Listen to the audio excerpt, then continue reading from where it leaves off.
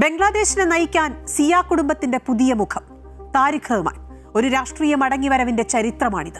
മാതാപിതാക്കളായ സിയാഉർ റഹ്മാനും ഖാലിദ സിയയും ബംഗ്ലാദേശിന്റെ ഭരണാധികാരികളായിരുന്നത് താരിഖ് റഹ്മാന്റെ രാഷ്ട്രീയ യാത്രയ്ക്ക് വഴിവെച്ചു.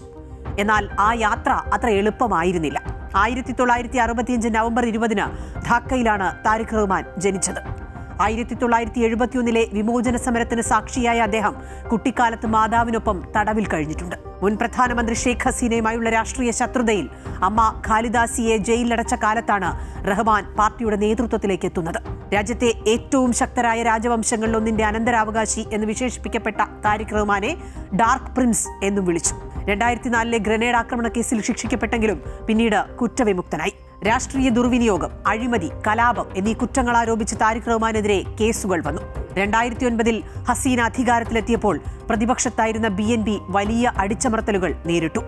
BNP നേതാക്കളെ ജയിലിലടച്ചു. ഇതിനിടെ അറസ്റ്റ് ചെയ്യപ്പെട്ട താരിഖ് റഹ്മാൻ 18 മാസത്തെ കസ്റ്റഡിക്ക് ശേഷം ജാമ്യത്തിൽ പുറത്തിറങ്ങുന്നു. 2008 സെപ്റ്റംബറിൽ UK നാടുവിടൽ. പിന്നീട് 17 വർഷക്കാലത്തെ പ്രവാസ ജീവിതം. അതിനുശേഷം കഴിഞ്ഞ വർഷമാണ് ജന്മനാട്ടിലേക്ക് മടങ്ങിയെത്തിയത്. ആ മടങ്ങിവരവ് വലിയൊരു നിയോഗത്തിലേക്ക് കൂടിയായിരുന്നു. 2024 ബംഗ്ലാദേശ് കലാപത്തിന് പിന്നാലെ അവാമി ലീഗിനെ രാജ്യത്ത് നിരോധിച്ചു. ഈ സാഹചര്യത്തിൽ കൂടിയായിരുന്നു താരിഖിന്റെ തിരിച്ചുവരവ്.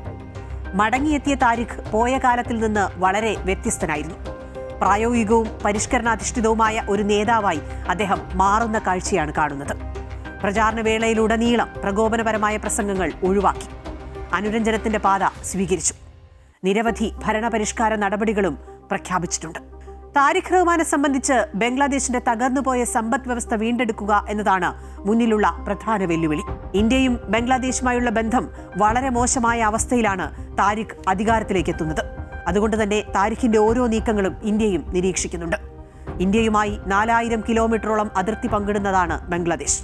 സുരക്ഷാ, വ്യാപാര മേഖലകളിൽ ഇരു രാജ്യങ്ങളും തമ്മിലുള്ള സഹകരണം അനിവാര്യമായതുകൊണ്ട് തന്നെ ബംഗ്ലാദേശിന്റെ രാഷ്ട്രീയം ഇന്ത്യക്ക് വളരെ പ്രധാനപ്പെട്ടതാണ്.